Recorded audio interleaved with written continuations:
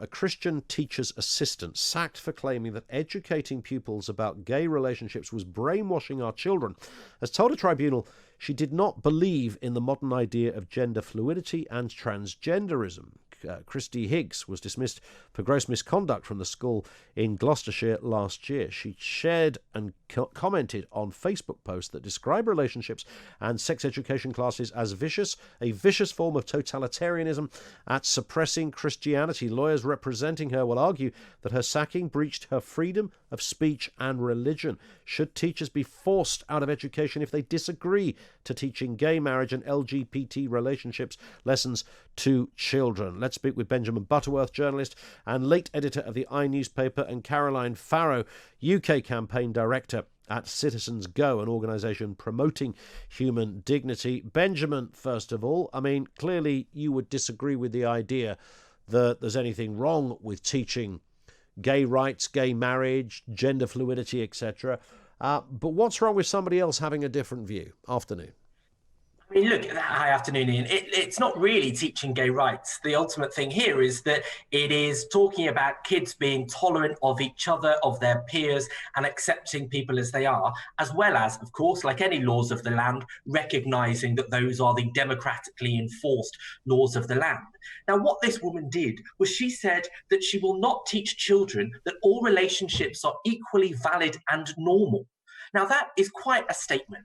And I think most parents would be worried and concerned by the idea that the people they are entrusting their children with for however many days, 5 days a week, are telling them that some people in the world and some people in their classroom in future years are not as equal as they are. And I don't think that's what our education system should be doing. You know, it will never be the same for a teacher to teach that children are equal regardless of who they are and who they grow up to be, regardless of their religion or their sexuality or their gender.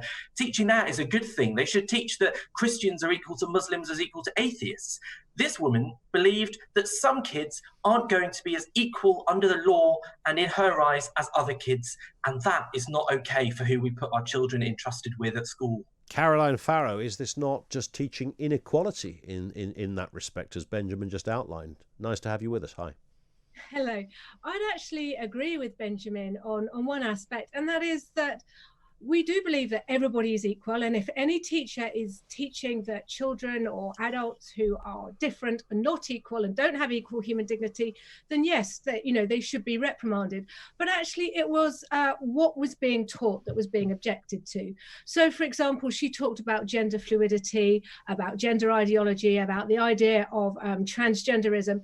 And what we're seeing is there's an increasing sort of backlash and concern that what children are being taught is not, okay, some people are gay, some people are lesbian, but it's actually, more detailed than that. It's actually, you can choose what body you're born into, and introducing very young children into concepts that their brains simply, don't have the plasticity to deal with.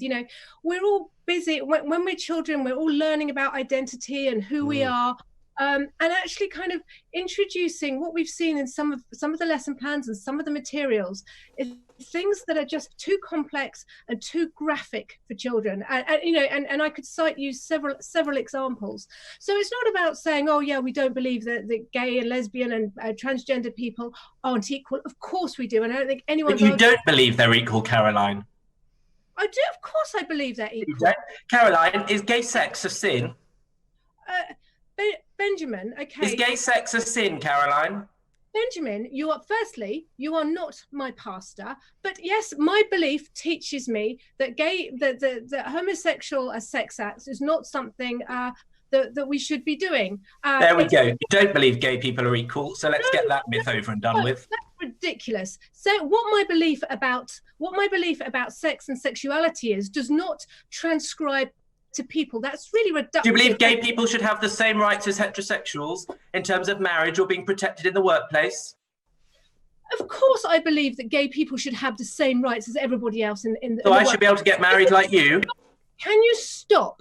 You don't believe that at all, do you? Can you stop quizzing me like you are my teacher? You are not. Okay, what I believe about marriage is what is about to do with the institution of marriage and what it was set up for. It's not about believing that people are wrong, that people don't have human dignity. The core of my beliefs is that every single human being has innate human dignity, because we're all created. You just don't believe some of them deserve the same rights in law as others, and that is the definition of prejudice, Caroline. Benjamin, could I just step in for a second? Is it not possible, Benjamin, that certainly on the point of marriage, for example, you might fundamentally really believe that marriage is something that happens between a male and a female, its base is in procreation, and you fundamentally believe that the family unit in those archetypal terms is the best model. Now, if you might disagree with that, I might disagree with that, but if you want to believe that, that doesn't make you bigoted or prejudiced. That's just a different view, right? But the difference is that when you put a person who has those views in charge of our children's futures, someone who is so adamant in them that they refuse to accept what you just referred to, the idea that they can be equal, that they want to inflict that among our children, then that is where the line is drawn. The same-sex marriage question is very simple. If you don't want to marry, if you don't believe in same-sex marriage, then don't marry someone of the same sex. That's fine.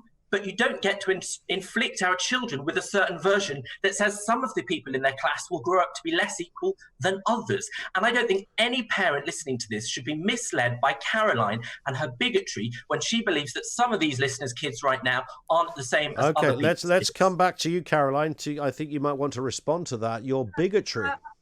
I'm actually pretty stunned and not wanting to continue this interview because I can't believe that Benjamin is bordering here on defamation. Of course, he's telling me what I believe. I do not believe that people are less equal on account of their sexuality. That's an incredible thing to say. And I certainly don't believe that children are less equal. And the only person, it seems, that is bigoted and wanting to impose and inflict a particular ideology and a particular way of thinking, i.e. we've all got to start thinking about sexual relationships and adult sexual relationships from a very early age. It's Benjamin. Nobody's talking about wanting to tell children anything. But should a teacher, Caroline, be able to avoid or omit gay marriage or gay relationships when they're talking about relationships in the classroom? So they're explaining to a group of kids that as you get older, you'll find a loving relationship, and that relationship may be with a girl, it may be with a boy, you might be the same sex, you might be the opposite sex. Are you saying that shouldn't be in our teaching?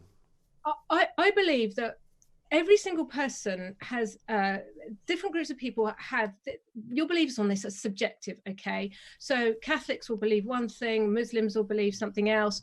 We all have subjective views and values, and therefore it should be up to the parent when we come into these very deeply held views about faith and morals. Actually, so long as we're not teaching children bad things about other people, actually, I think it's got no place in the classroom. And it is what Benjamin is advocating is political. And he's advocating a political ideology being brought into the classroom. Political ideas particularly about gender ideology and gender fluidity. This isn't about saying people are less equal. It's about saying, okay, this is very subjective, and it's up to parents to decide what is taught to their children and when. And this gets interpreted by men like Benjamin as being, you want to hate on people, you hate people, you want to be bigoted. No, actually, what we want is for kids to be kids. We want, we don't want sort of ideas of sexual relationships. So Caroline, if one of your kids came out to you and said that I'm gay or lesbian, would you say that's okay and they should be? Benjamin, you shouldn't have to bring my own children into this. But yeah, if my children came out to me and said, Mummy, I'm gay, Mummy, I'm lesbian. And by the way, my children actually know what these words mean, and they know that they have to treat everybody with equal human dignity and respect.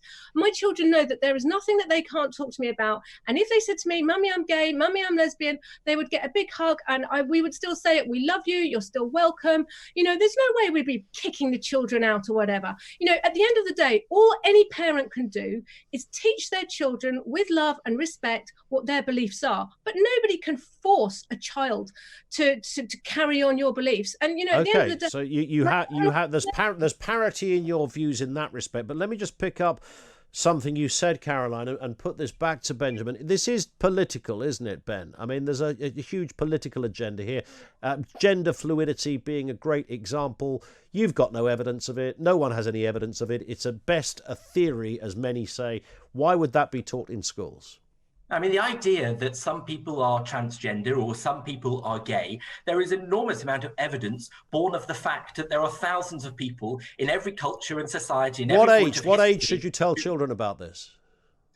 I mean, I think the idea that these people exist, they'll learn from primary school. That is the law as of since kids went back to school a couple of weeks ago. 8-year-old, 9-year-old should be taught that you can be in any body, any sex you want, any gender you want.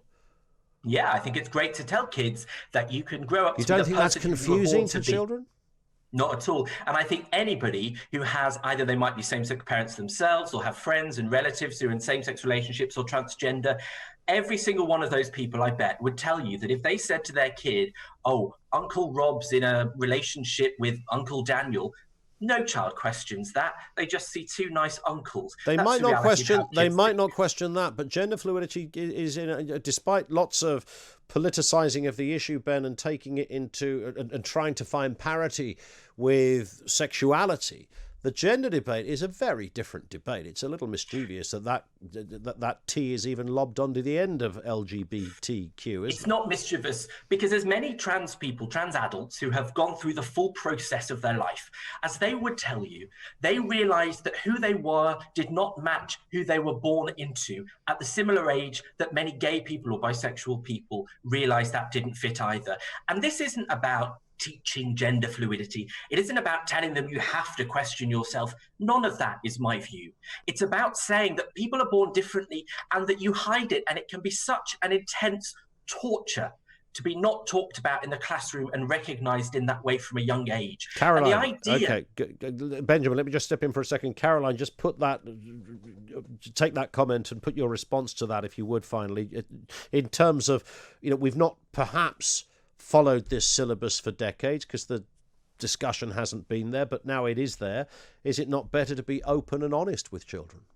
Oh, I'm all for openness and honesty. I think that's the only way. But I think there is too much information that can be given to children, and I think that there is so much that they're trying to grapple with that you're just overloading them. And when it comes to the idea, particularly of transgenderism and you can be born in the wrong body, this isn't, as you said, a settled science. And the journey to become transgender, it involves lifelong medication, it involves surgery, and children are not of an age where they can really make those sorts of decisions. And we're seeing detransitioners, we're seeing people who believe that they were transgender at a young age, because they've been taught that you can change your body, that you were born in the wrong sex, and they've made irreversible decisions that they now regret. And I think actually, and a lot of what's being taught to children is very regressive. It's based on sort of gender stereotypes. Okay. Girls like this, boys do that. All right. And it's up to parents. It's up to parents. Okay, so the crucial point is that it's up to parents, I think, is the headline of what you're trying to get out there. We could get more response on this. Benjamin, thank you. Benjamin Butterworth, journalist, late editor of the newspaper. The other voice you heard there was Caroline Farrow, UK campaign director for CitizenGO, an organisation promoting human dignity. It's still, here we are, 2020, it divides the room. I sense there's not just one narrative afoot here. I think there's plenty. Age dependency as well. Do you want to be teaching 7-year-olds about sex changes? Is that reasonable to you?